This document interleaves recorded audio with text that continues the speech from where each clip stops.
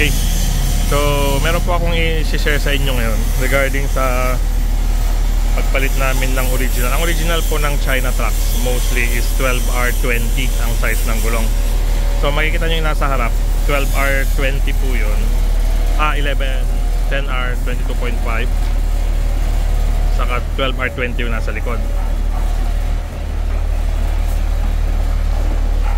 So, ang ginawa po namin para makatipid, kasi mas mura po ang gulong ng tubeless, yung 12R20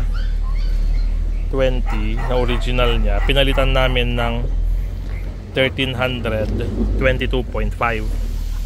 Okay. Ang nagiging problema po nito, mas madalas kaming nagkaroon ng rim cut. So, and ito po, pag nagkaroon siya ng rim cut, talagang grabe yung damage. So, talagang breakage na ng rim. So, ginawa po namin ito ng siguro naka 1 year din kami.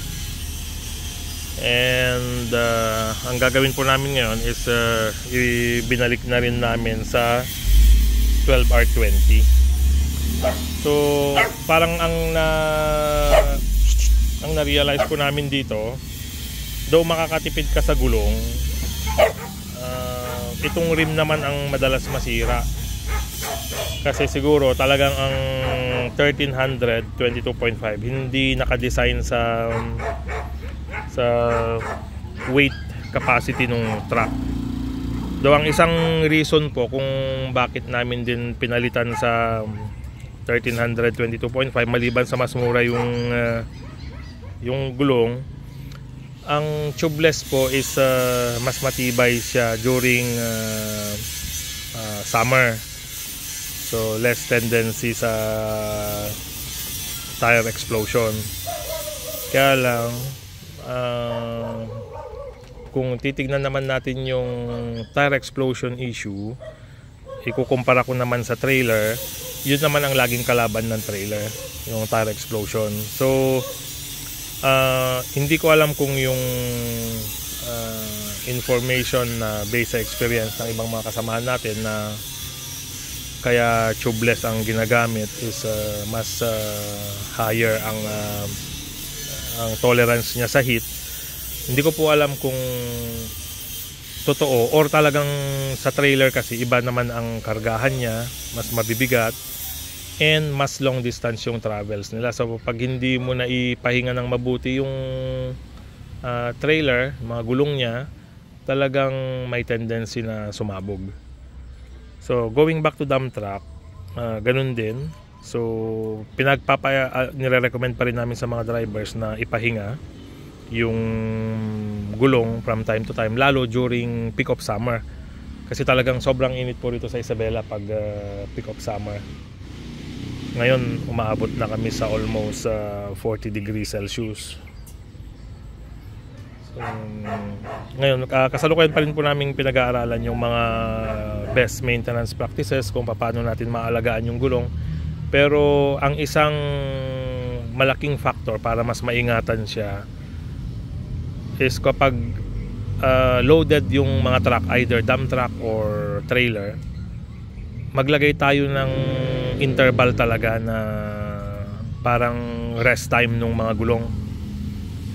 So yung sa long distance, every 3 hours yata ng biyahe, ay tanong ko na lang po sa mga drivers natin, 3 hours or 2 hours ipahinga yung mga gulong para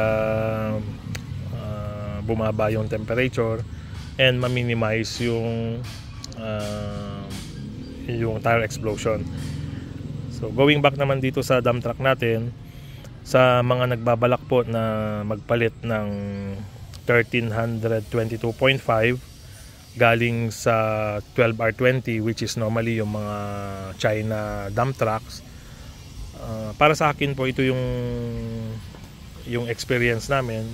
So kung recommendation wise, I think better na mag-stick po sa original design niya, kasi makakatipid po tayo sa gulong pero yung rim naman ang laging nababasag. So in the end, yung compensation nung cost, parang hindi rin siya nakukuha. And again, nung dinesign yung Howo, FAW dump trucks or kahit na anong other brand ng China dump trucks, since 20 cubic po ang laman ng mga yan, mabigat, talagang yung 12R20 kasi naisama na siya sa design nung nasa design phase pa lang yung sasakyan. Yun na yung design na nailagay nila. So ito po yung mga design penalties kapag nagmo-modify tayo without proper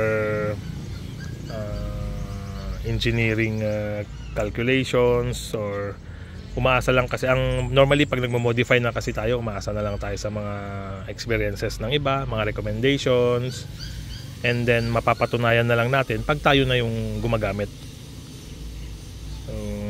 Sana makatulong ito sa mga kasama nating truckers na especially sa dump truck na nagbabalak magpalit from 1322.5 to 12R20. So tingnan na lang po nating mabuti, pero sa amin po ang final decision namin is ibalik siya sa 12R20. So after maipalit lahat, then ibebenta na lang po yung mga natirang rim sa surplus market, and then or exchange namin kung meron man may available na 12R20. Okay, so yun lang po, at salamat, sana nakatulong po itong information na to. Thank you.